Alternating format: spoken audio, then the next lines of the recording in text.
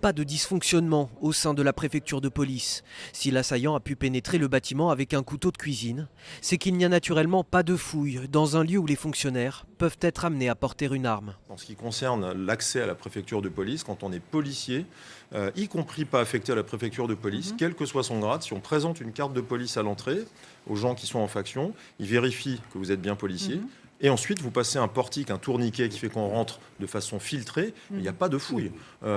Imaginons pas qu'on a laissé l'individu rentrer avec une arme. S'il a voulu le faire, c'est faisable. Il est collègue. La sécurité se joue donc en amont par le profilage des fonctionnaires, en particulier ceux qui intègrent les services les plus sensibles. Vous savez qu'il existe maintenant, ça a été renforcé, le SNEAS, c'est-à-dire le Service national des enquêtes administratives de sécurité, qui procède au moment de l'embauche, précisément, au profilage, etc., et qui intervient en cours, d'ailleurs, d'exercice, si jamais il y avait une alerte, par exemple. Donc, on est vraiment équipé. Ce sont des dizaines de milliers de profilages qui se font chaque année. Encore faut-il un signalement.